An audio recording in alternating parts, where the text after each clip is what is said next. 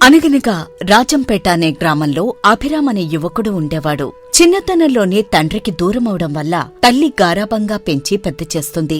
ఓ రోజు అభిరామ్ ఊరి చివర ఒంటరిగా కూర్చుని పచ్చని పొలాలను చూస్తూ ఉండగా తన స్నేహితురాలు వసుధ వస్తుంది.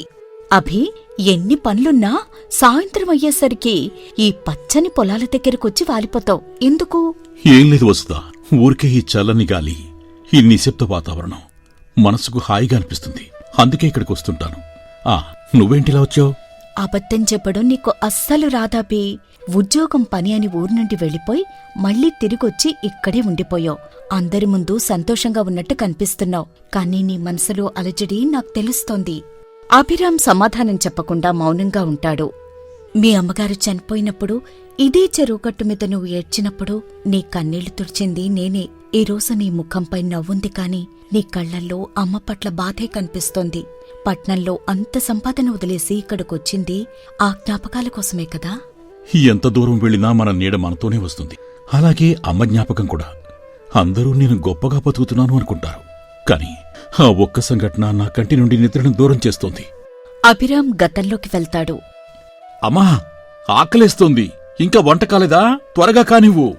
ఒంట్లో అస్సలు ఓపిక లేదురా. గుండెల్లో ఏదో మంటగా ఉంది. పనికెళ్ళొచ్చాక డాక్టర్ దగ్గరికి వెళతామంటే పైసా చేతిలో లేదు. నీదెప్పుడు ఇదే గోల. పొద్దున్నే నీ రోగాల గురించి మొదలుపెట్టుకో. అప్పుడే అతని స్నేహితురాలు వసుధ అటుగా వెళుతూ ఆగుతుంది. ఏం అభి, నీకు కొంచెమైనా బుద్ధుందా? అమ్మ ఆరోగ్యం బాగా లేకపోయినా పొలం పనులకెళ్లి నిన్ను సాకుతూ ఉంటే నువ్వేమో పని పాట లేకుండా తిరిగేదే కాకుండా తిండి ఆలస్యమైందని అడుగుతున్నావా? నువ్వు కూడా అమ్మకి సహాయం చేయొచ్చుగా. ఆపుతావా నీ నీతులు? పోయి నీ పని చూసుకో. అప్పుడే అభిరామ్ స్నేహితుడొస్తాడు. ఒరే అభి, రేపు అందరం కలిసి ప్రతి సంవత్సరంలాగే పక్క ఊళ్ళో జరిగే జాతరకి వెళ్తున్నాం. అక్కడ ఖర్చులకి అందరం కలిసి 5,000 పెట్టుకుంటున్నాం. నువ్వు వస్తున్నావుగా? ఖచ్చితంగా వస్తాన్రా. డబ్బులు రేపొద్దునే తీసుకొస్తాను, నువ్వెళ్ళు అని అనగానే స్నేహితుడు వసుధ అక్కడ్నుండి వెళ్ళిపోతారు. అభిరామ్ ఇంట్లోకి వెళ్లి లక్ష్మమ్మ డబ్బు దాచుకునే పెట్టి వెతుకుతూ ఉంటాడు. వద్దు నాయనా, ఆ డబ్బులు తీయకు. వచ్చేవారం నా గుండె ఆపరేషన్ కోసమని దాచుకున్నవి. ఆపరేషన్ చెయ్యకుంటే నేను బతకనని వైద్యులు చెప్పారా. నీకేం కాదులే అమ్మా. ఇప్పుడు నేను వెళ్ళకపోతే నా స్నేహితుల ముందు పరువు పోతుంది. ఈ ఒక్కసారికి వెళ్ళొస్తానమ్మా. నువ్వు ఇంకోసారి వైద్యం చేయించుకోవచ్చులే అంటూ డబ్బులు తీసుకుని వెళ్లిపోతాడు అభిరామ్. జాతర ముగిసిన మరుసటి రోజు అభిరామ్ సంతోషంగా కొత్త బట్టలతో ఇంటికొస్తాడు. ఇంటి దగ్గర జనం గుమిగూడి ఉంటారు. ఏంటి వసుధా, అందరూ మా ఇంటి ముందున్నారేంటి? ఏమైంది అసలు?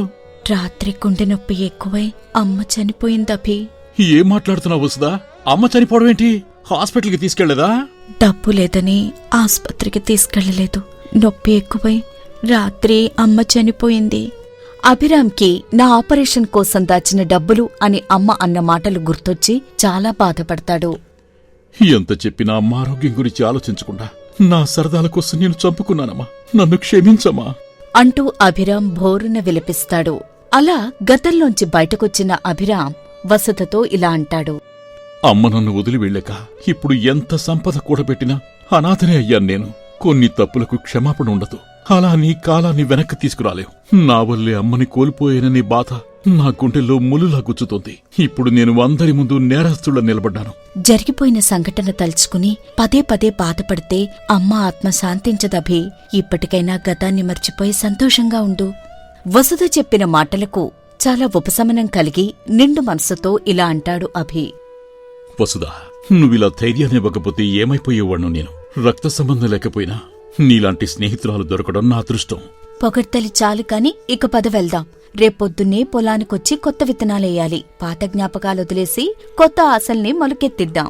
అలాగే వసుధా, పద. అలా అభిరామ్ వసుధల మధ్య జరిగిన ఆ సుదీర్ఘ సంభాషణ తర్వాత వసుధ ఇంటికి చేరుకుంటుంది. అప్పటికే ఆమె తల్లి రాజేశ్వరి అనారోగ్యం తీవ్రమై మంచం మీద ఉంటుంది.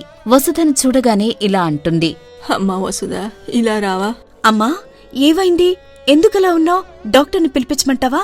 వద్దు వసుధ, నాకేమన్నా అవుతుందేనని భయంగా ఉంది. అందుకే ముందు నేను చెప్పేది విను. నువ్వు అభిరామ్ని చూస్తున్న తీరు చూస్తుంటే నాకు భయమేస్తోంది. ఏంటమ్మా నువ్వు మాట్లాడేది? అభి నా ప్రాణ స్నేహితుడు. నువ్వెందుకు తప్పుగా ఆలోచిస్తున్నావు? అది కాదు వసుధ, అభిరామ్ గురించి నీకో నిజం చెప్పాలి. అభిరామ్ గురించా? ఏంటమ్మా నువ్వు మాట్లాడేది? అభి గురించి నీకు తెలిసిన నిజమేంటి? అభి మరెవరో కాదు, నీకు స్వయాన అన్నమ్మా. ఆ మాట వినగానే వసుధ ఒక్కసారిగా ఆశ్చర్యపోతుంది. ఏం మాట్లాడాలో అర్థం కాక ఇలా అంటుంది. ఏంటమ్మా నువ్వు మాట్లాడేది? అభిరామ్ నాకన్నా ఎవడవేమిటి? అదెలా సాధ్యం? నేను చెప్పేది జాగ్రత్తగా విను. నీ తండ్రికి మొదట లక్ష్మమ్మతో పెళ్ళయింది. వాళ్లకు పుట్టినవాడే అభిరామ్. కానీ ఆస్తి అంతస్తు కోసం నీ తండ్రి లక్ష్మమ్మను, పసిపిల్లాడైన అభిరామ్ను వదిలేసి నన్ను పెళ్లి చేసుకున్నాడు. కానీ లక్ష్మమ్మ ఎదురు తిరగకుండా మౌనంగా ఊరి చివర పసిపాలుడితో బతికింది. లక్ష్మమ్మ అనారోగ్యంతో ఉన్నప్పుడు మీ నాన్న దగ్గరకు వచ్చి అభిరామ్ని తన కొడుకుగా అంగీకరించమని అడిగింది. కానీ ఆయన కఠినంగా నిరాకరించి ఆమెను అవమానించి బయటికి నెట్టేశారు. ఆ బాధతోనే ఆమె ఇంటికి వెళ్లి ప్రాణాలు వదిలింది. అభిరామ్ తన వల్లే అమ్మ చనిపోయింది అని అనుకుంటున్నాడు. నిజానికి ఆమెను చంపింది మీ నాన్న ప్రవర్తనేనమ్మా. ఏంటమ్మా నువ్వు చెప్పేది? ఇదంతా నిజమా? నమ్మలేకుండా ఉన్నాను. అవును వసుదా, మీ నాన్న అభిరామ్కి కూడా తండ్రే. మీ ఇద్దరిది ఒకే రక్తం తల్లి అని చెప్పి ఆయాసం ఎక్కువై ఊపిరి పీల్చుకోవడానికి కూడా కష్టమవుతుండగా అప్పుడే వసుధ తండ్రి వచ్చి వైద్యుడి దగ్గరికి తీసుకువెళ్తాడు. మరుసటి రోజు ఉదయాన్నే అభిరామ్ తన పొలంలో విత్తనాలు చల్లుతూ ఉంటాడు. బాధపడాలో సంతోషపడాలో తెలియని పరిస్థితుల్లో వసుధ అక్కడికి వస్తుంది. రా వసుదా, చూడు, నువ్వు చెప్పినట్టే కొత్త ఆశలతో విత్తనాలు వేస్తున్నాను. అంతా నీ సలహాయే. వసుధ ఒక్క మాట కూడా మాట్లాడకుండా అలాగే నిలబడుతుంది. ఏమైంది వసుదా? ఎందుకలా ఉన్నావు? రోజు నాకు ధైర్యం చెప్పి నువ్వు ఈరోజు విచారంగా ఉన్నావేంటి? ఎందుకు? ఇంట్లో ఏదైనా గొడవైందా? వసుధ అతని దగ్గరకు వచ్చి తన దగ్గరున్న బంగారు కుర్సును తీసి అభిరామ్ చేతిలో పెడుతుంది. ఇది మా అమ్మ గొలుసు కదా. మా అమ్మ చనిపోయాక ఇది కనిపించడం లేదని నేను ఎంతో వెతికాను. ఇది నీ దగ్గరికి ఎలా వచ్చింది? అని అనగానే వసుధ గతంలో జరిగింది అభిరామ్కి ఇలా వివరిస్తుంది. అభిరామ్ తల్లి లక్ష్మమ్మ భయంగా గొంతు సవరించుకుంటూ నెమ్మదిగా ఇలా పిలుస్తుంది. శంకరయ్య గారు. అది విన్న శంకరయ్య ఎవరు పిలుస్తున్నారో అర్థం కాక బయటకొచ్చి చూస్తాడు. ఎదురుగా లక్ష్మమ్మ నిలబడి ఉంటుంది. ఆమెను చూడగానే భయం, కోపం రెండూ కలుగుతాయి. లక్ష్మమ్మ పిలుపు వసుధ తల్లికి వినిపించి ఇలా అనుకుంటుంది. ఇంత రాత్రివేళ ఆడగొంతు వినిపిస్తోంది. ఎవరై ఉంటారబ్బా అనుకుని కిటికీలో నుండి చూస్తుంది వసుధ తల్లి రాజేశ్వరి.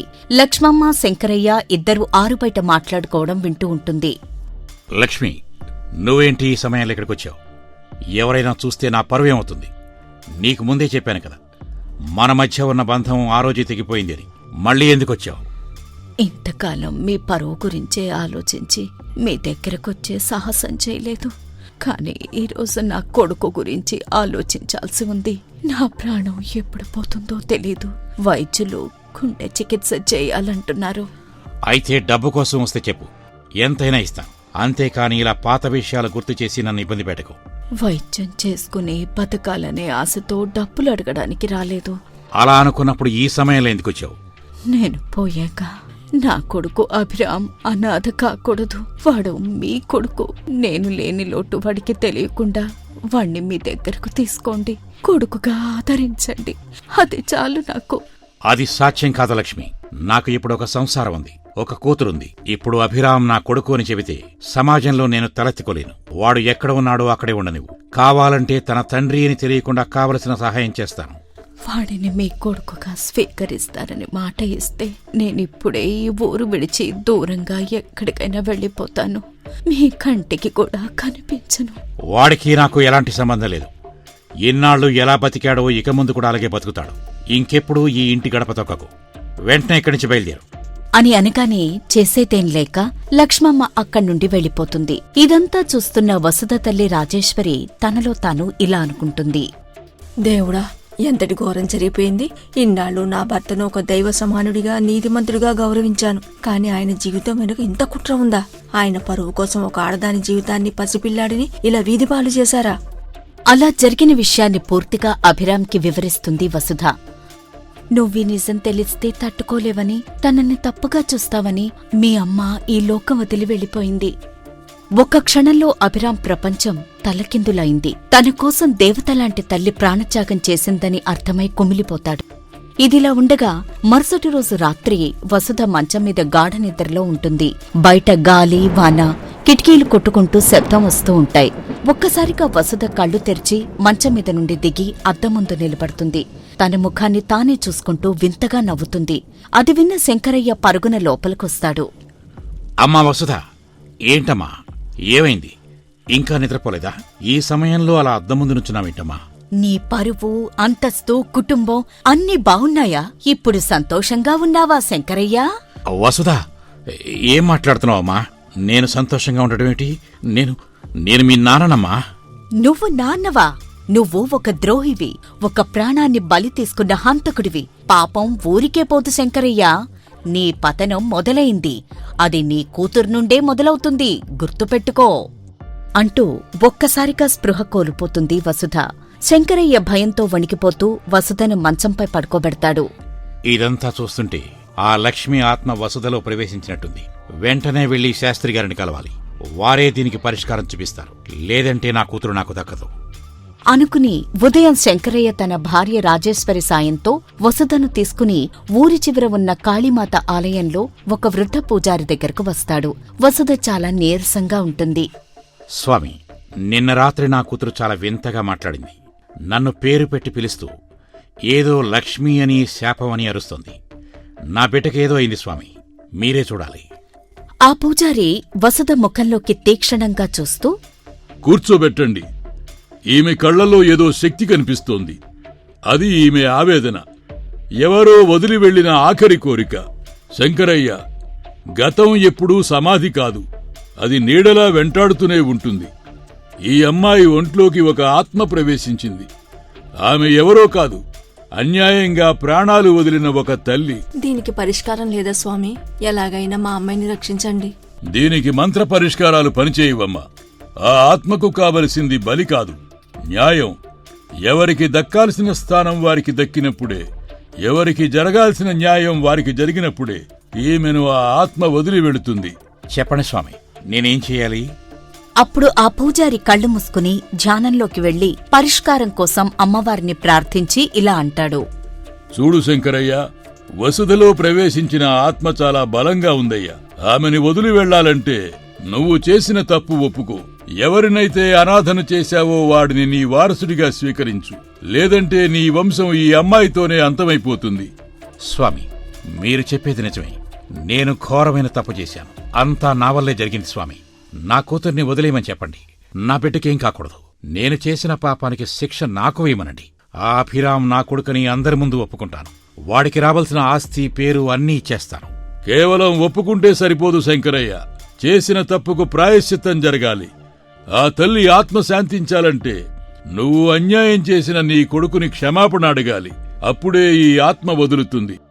సరిగ్గా అదే సమయానికి దేవాలయంలో పూజల కోసం ప్రజలు, వారితో పాటు అభిరామ్ కూడా వస్తాడు. జరుగుతున్న సంఘటన చూసి అభిరామ్ ఆశ్చర్యపోతాడు. ఇంతలో వసుధ తల్లి రాజేశ్వరి శంకరయ్యతో ఇలా అంటుంది. ఏమంటున్నారు మీరు? అంత పెద్ద తప్పు ఏం చేశారు?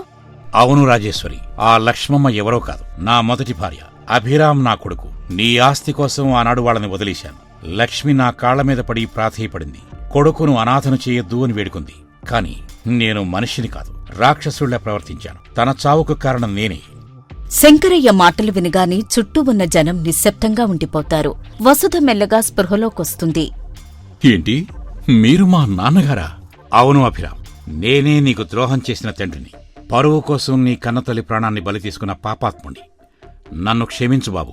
ఆ లక్ష్మమ్మ ఎంతో పుణ్యాత్మురాలు. అన్నీ భరిస్తూ ఊరి చివర అడిగి మడిగి బతికింది, కాని ఎక్కడ ఈయన పేరు పాడు చేయలేదు. పాపం ఆ తల్లి ప్రాణం పోయాక కానీ నిజం బయటపడలేదు. ఒకవైపు తండ్రి దొరికాడన్న ఆనందం, మరోవైపు అదే తండ్రి వల్ల తల్లి చనిపోయిందన్న ఆవేదన కనిపిస్తాయి అభిరాంలో. వసుధ మెల్లగా లేచి నిలబడుతుంది. ఆమెలో ఇప్పుడు ఒక ప్రశాంతత కనిపిస్తుంది. అభిరాం వైపు చూసి ఇలా అంటుంది. అభిరాం, ఈ రోజుతో మీ అమ్మ ఆత్మకు శాంతి చేకూరింది. నాన్న తన తప్పు తెలుసుకున్నారు. ఇప్పుడు మన ఇంటికి వారసుడివి నువ్వే. ఇకపై నువ్వు అనాథవని బాధపడాల్సిన అవసరం లేదు. నీకు ఒక కుటుంబం ఉంది. ఇంతకాలం నా నీడలా నా పక్కనే ఉండి నన్ను కాపాడుతున్న నా ప్రాణ స్నేహితురాలే నా చెల్లి అని తెలిసాక ఇప్పుడు నాకు ఈ ప్రపంచమంతా నాదే అన్నట్టు చాలా సంతోషంగా ఉంది. అలా అందరూ సంతోషంగా ఇంటికి బయలుదేరి వెళ్తారు. అందరూ వెళ్ళిపోయాక వసుధ ఒక్కతే పూజారి గారి దగ్గరకు వెళ్లి ఇలా అంటుంది. స్వామి, ఈ రోజు మీరు నాకు చేసిన సహాయం జన్మజన్మలకి మర్చిపోలేను. మీ వల్ల అభికి కొత్త జీవితం వచ్చింది. నేను చేసిందేముంది తల్లి? తప్పు చేసిన మనిషికి భయం ఉంటుంది. ఆ భయాన్నే నేను అస్త్రంగా వాడానంతే. కాని ఇదంతా నీ ఆలోచన కదా. నీ అన్నయ్యకు న్యాయం చేయడం కోసం నువ్వడిగిన ఈ చిన్న నాటకం ఒక కుటుంబాన్ని కలిపింది. తప్పలేదు స్వామి. నాన్నగారిని అడిగే ధైర్యం నాకు లేదు. అన్నయ్యకు అది అడిగే హక్కు లేదని మౌనంగా ఉన్నాడు. నాన్నగారి మనసులో ఉన్న భయాన్ని బయటకు తీస్తే తప్ప నిజం రాదని నాకు అర్థమైంది. అందుకే నిన్న రాత్రి అలా ప్రవర్తించాను. ఆత్మలు దయ్యాలు పట్టడం ఇదంతా అబద్ధమని తెలిసిన ఒక తండ్రి తన కొడుకుని స్వీకరించేలా చేయడానికి నువ్వు తీసుకున్న ఈ నిర్ణయం చాలా గొప్పదమ్మా. ఈ రహస్యం నీకు నాకు మధ్య ఉండిపోవాలి. గుర్తుంచుకో. అలాగే స్వామి, ఇక నేను వెళ్ళొస్తాను.